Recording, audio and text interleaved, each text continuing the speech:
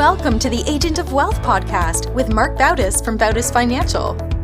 In this podcast, Marc helps guide you towards financial freedom, ensure you never run out of money, and create a balance in life that prioritizes what is most important to you.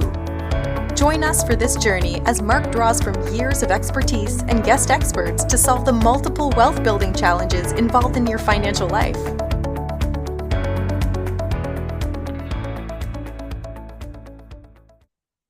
Welcome back to the Agent of Wealth. This is your host, Marc Bautis. Today I'm joined by a special guest, Samuel Sells. Sam is a visionary entrepreneur and retired Air Force officer who spent over 2 decades making a lasting impact through social impact investing. As the CEO and founder of Impact Growth Capital, Sam has led over $2 billion in development projects worldwide and is currently managing over $50 million in active ventures. He's now focused on a $300 million impact fund aimed at addressing America's affordable housing shortage. Sam, welcome to the show. Hey, thanks for having me. So I'm excited to have you on the show today. We're going to explore how you're leveraging smart investing strategies to bring clean, safe, and affordable homes to underserved communities while also delivering strong returns for investors. So to start, maybe can you give us like a little quick overview of what problem are you trying to solve? What's the affordable housing crisis in America today, and why is it such a critical issue? Yeah, great question. So when you say affordable housing, it can mean lots of different things. And we've worked at varying different levels of workforce housing and affordable. But let me bring the point to you this way. Who is the largest slumlord in America? Well, it's America. America is the largest slumlord. The Public Housing Authority, the U.S. government operates over or just under 900,000 units. That's roughly 7 times the size of Blackstone. They're by far larger than any other property owner there is in the United States anyways. Of those 900,000 units, 53% roughly are older than 50 or 60 years old. Those things are run down, nasty junk holes. And the government is running those things. And so we're on a mission to improve at least 10 million lives through cleaning up these slums, a lot of cases tearing them down and rebuilding them and creating new, clean, safe places to live that are going to last for the next 50, 60 years and beyond. Are those properties that the government owns, is those the ones you're talking about buying, or is it other ones are they for sale, essentially? So they're not for sale, but they are interested. Scott Turner at the new Secretary of HUD, some of the other staff, they are very interested in what's called a public-private partnership, or P3.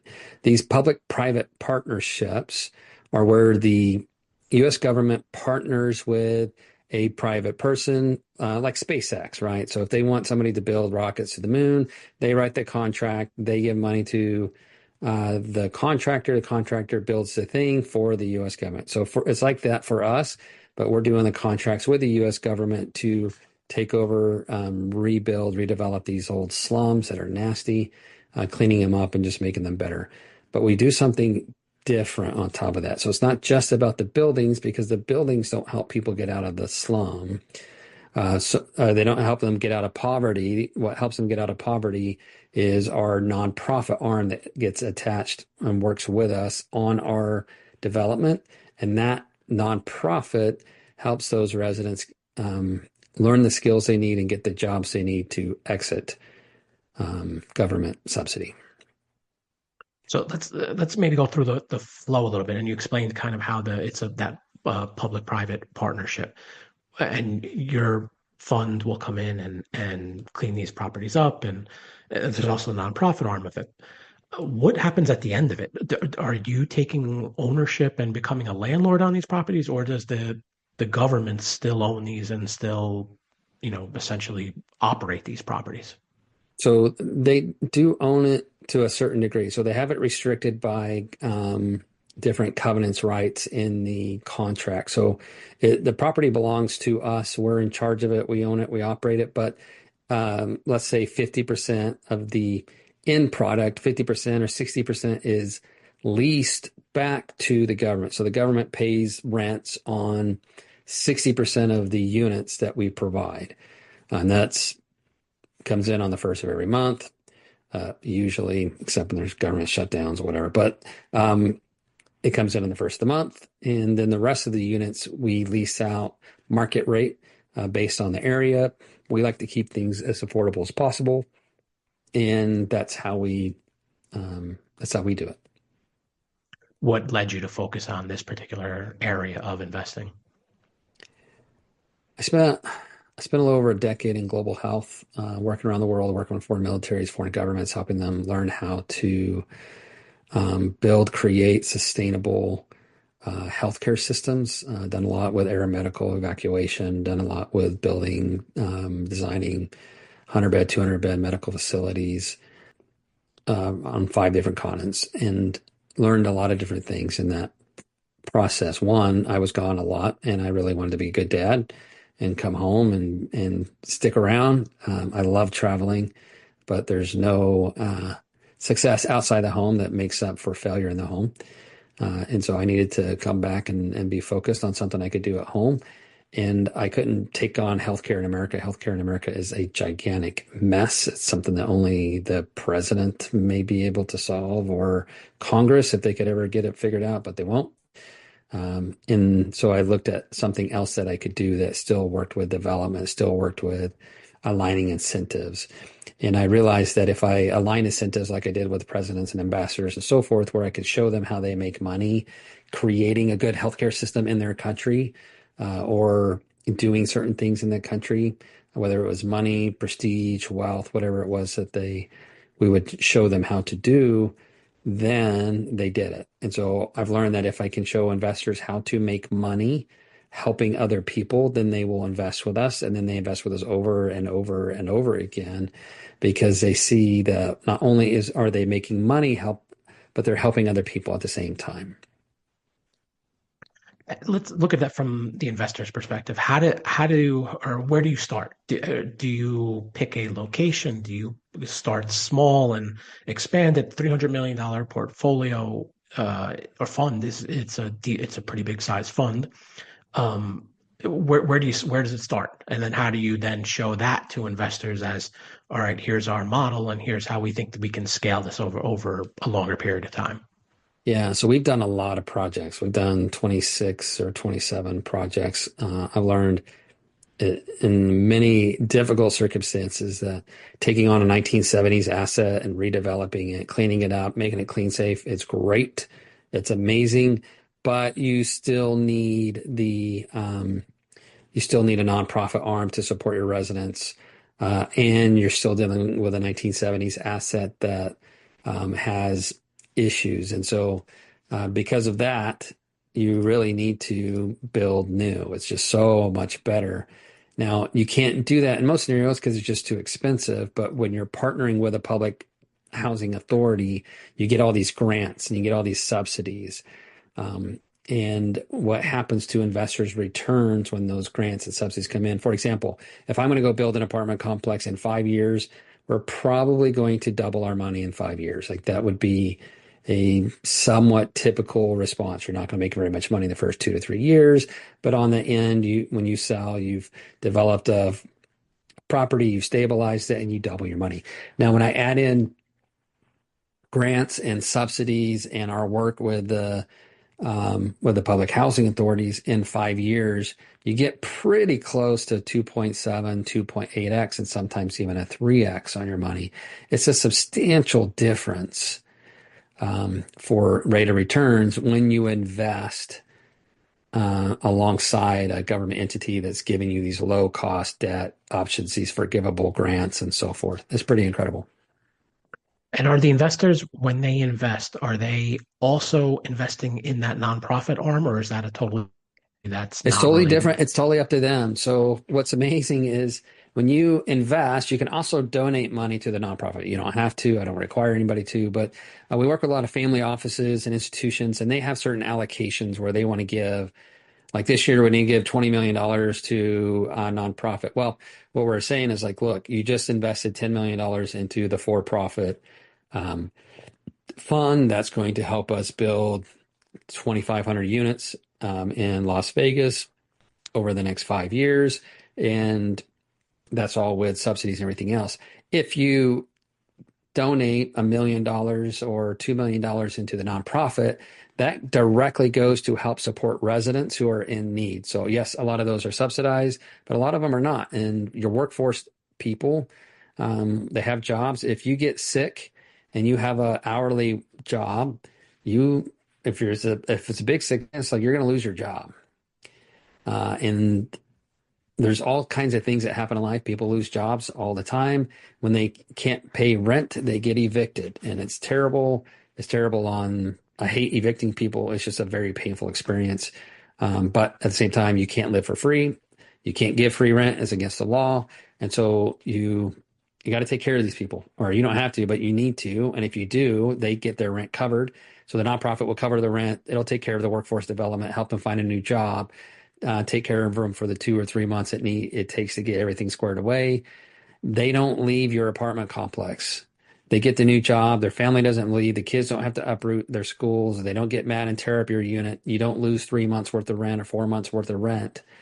So your collections are higher. Your turnovers are lower. Your profitability is higher. And so when you donate to the nonprofit, it actually helps your for-profit side be more profitable. But you get the benefits of donating and giving to a charity. It's pretty amazing. How did just looking at like the risk of everything, right? On one side, you mentioned the grants, and I'm going to talk about partnering with the government. You talked about the subsidies and grants. On the other side, a lot of times you think of the government and you think of slow, bureaucratic, and the risk associated with that. How is it balanced between, all right, these are the benefits of doing it, but also here's the risk of partnering with the government? There's always risk in real estate, always.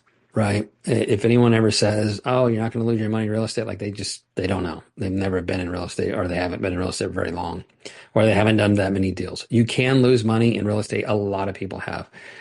Let me talk first about the risk mitigation, and then I'll talk about what you do have to watch out for. So when you get government grants and subsidies and so forth, the capital stack for your deal becomes very, very low leverage, right? Even though they're giving you sometimes 90% or even 95% of the total project cost. And so your equity goes forever. You get so much more runway out of your equity than you normally would, which means you get higher returns. But with that stack, there's forgivability in there. So you get 7 years on this LIHTC, 9% equity, and once that's over, the $100 million is forgivable, and you don't have to give it back. If there's, the grants are 30-year grants, as long as it's kept affordable for 30 years, then those grants are forgivable. The bonds are at 3.5% or 4% interest rate, way better than you can get at Fannie Mae or Freddie Mac or Minnie Mae, any of those. And so you get these very, very low cost debt. You get a stack that is very, very nice and very, very low risk. It's the lowest risk stuff you can do in real estate, period. Where the risk is you have humans who are in charge of the public housing authorities, and a lot of times they have their favorites, their friends, or whomever that they give these contracts to. And so it's a risk just to get into the door and try and compete with these other people, because you're not competing on an even playing field. You're competing with, they've known John for 25 years and they just give it to John because they like John. Great. John's going to do it for $550,000 a door. We're going to do it for $350,000 a door, or $300,000 a door, or $250K a door. It doesn't matter. John still gets the contract. And so there's that risk, but usually once the contract's there, that risk has been mitigated. And then it's just really execution risk of running a construction project. And are these things complete buildups, or are you using the existing structure and doing partial builds on them? It depends on what the public housing authorities want. For us, we want to tear them down because they're 1950s assets. I know you can revitalize 1950s buildings that look like government barracks that I used to stay in when I was in the military. Like, you can fix them up because there are cinder blocks and they're really, really strong. But what we've been doing is we get 294 unit apartment complex from them that's built in the 50s. Then we will tear down part of it, build brand new facilities, and we'll do, instead of a 2-story facility, we'll do 3 stories. We try to at least double the numbers, and we make them mixed rate. We move residents into that facility, then we tear down more, and we just keep going through the process. So we tear down all of the old infrastructure, build all new infrastructure, new pipes in the ground. So we don't have rotted cast iron pipes that we have to worry about. All that stuff is taken care of. We do it all. It makes it a little bit more expensive than just building ground up off a plain piece of dirt. But the government's used to that being more expensive, and they're willing to pay for it. Let's talk a little bit about the tax aspect of it from the investor side. Are any of these, or can you take advantage of any of the, let's say, opportunity zone aspects of it? Or is there anything different about any of these projects, being that you are a partner with the government? Yeah, so most of these are in opportunity zones, and but a lot of the opportunity zone, the goodness of the opportunity zones expired while Biden was president. Biden didn't really support opportunity zones. Opportunity zones were created before with Trump. We fully expect a lot of the goodness of opportunity zones to come back. So a lot of stuff is naturally in opportunity zones. There's a lot of these properties, and some of the ones we have now, we've gotten tax forgiveness. So now we don't have to pay property taxes, which saves us a massive amount of money. And look, we're doing something really good for the community that helps us keep rents down lower and keep people housed in a safe, clean place. Now, as an investor,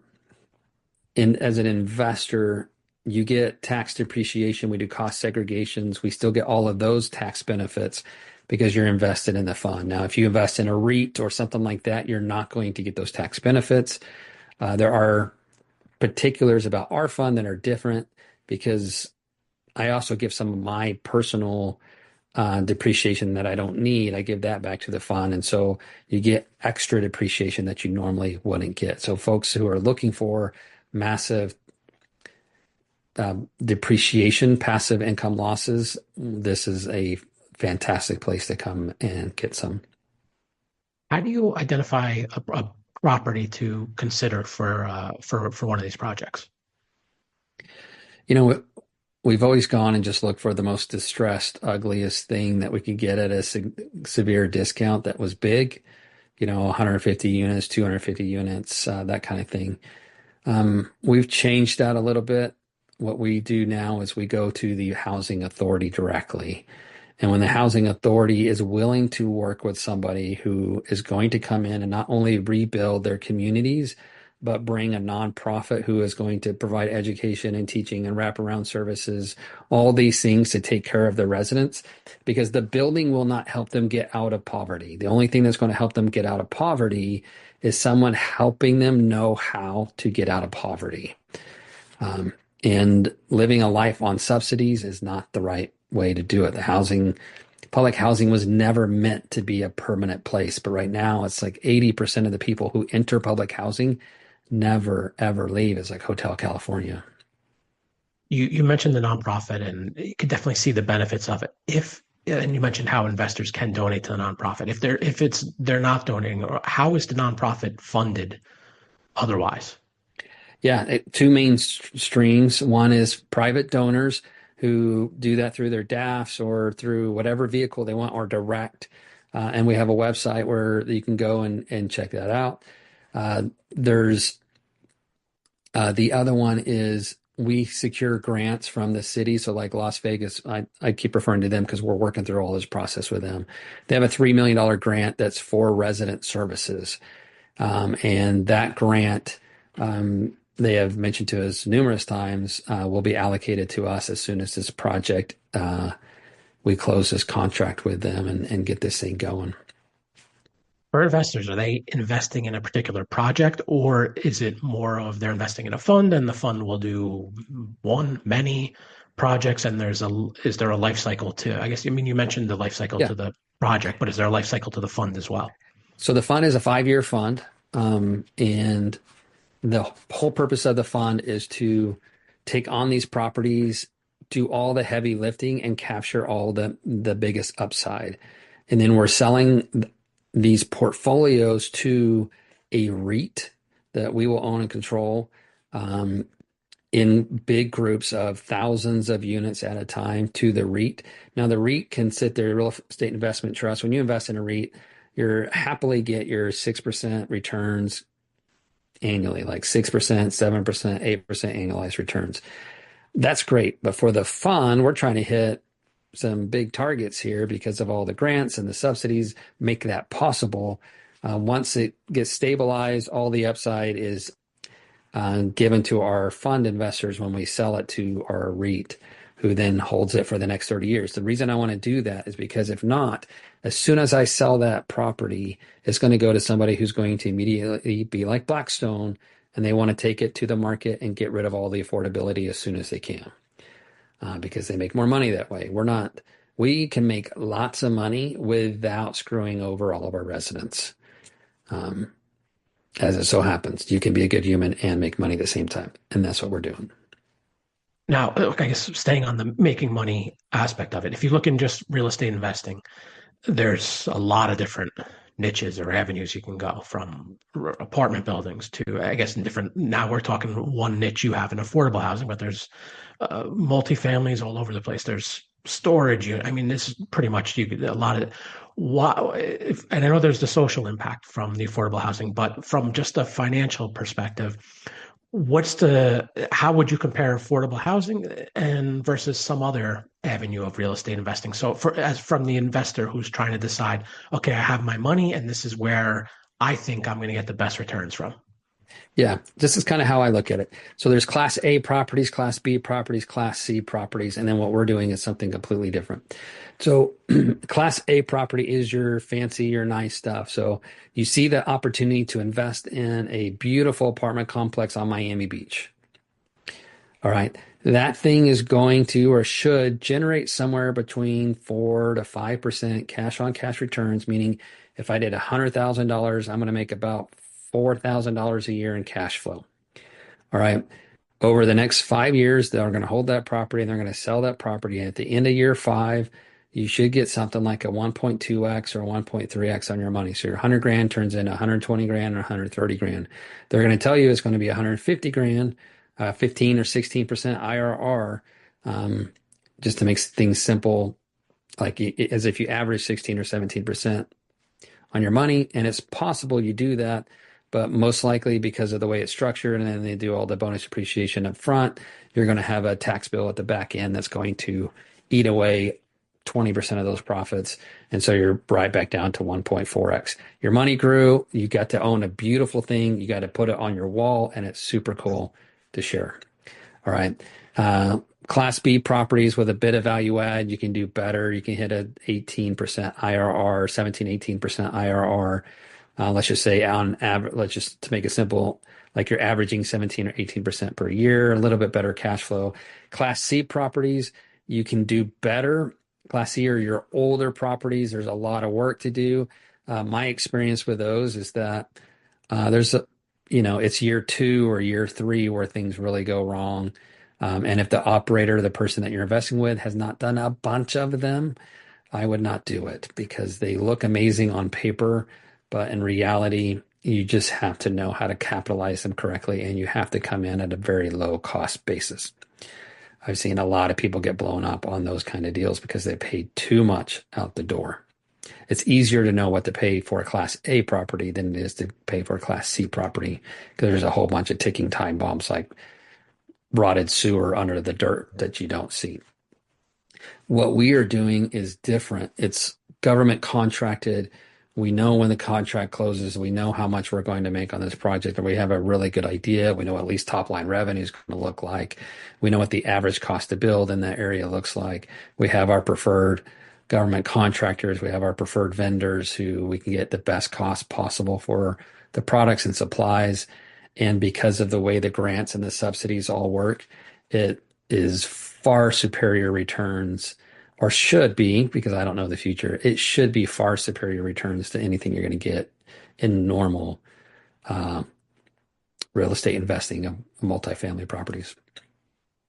All right, Sam, that's all the questions I have for you today. I want to thank you for joining me on an episode of The Agent of Wealth. It's great what you're doing, and I'm appreciative that you shared it with us. Before we go, how best can our listeners learn more about you and more about what you do? Yeah, feel free to reach out to me on LinkedIn, Samuel Sells. You can find me there. Also, our website, impactgrowthcap.com, because somebody's got Impact Growth Capital, and they're like a hobo with a ham sandwich. We won't let go of that thing. But impactgrowthcap.com. Come check us out. Would love to get to know you. If you just have questions about impact investing or what it is or what I've been talking about, feel free to reach out to me on LinkedIn. I am active and responsive. Great. We'll include all that information in the resources section of the show notes. Thanks again, Sam, and thank you to everyone who tuned in today. Thank you. Don't forget to follow the Agent of Wealth on the platform you listen from and leave us a review of the show. We're currently accepting new clients, and if you'd like to schedule a one-on-one consultation with our advisors, please do so at bautisfinancial.com/call. Thank you for listening to the Agent of Wealth podcast. Click the subscribe button below to be notified when new episodes become available. The information covered represents the views and opinions of the guests and does not necessarily represent the views or opinions of Bautis Financial. The content has been made available for informational and educational purposes only and is not intended to be a substitute for professional financial planning and investment advice. Always seek the advice of your financial advisor or other qualified financial service provider with any questions you may have regarding your investments and financial planning.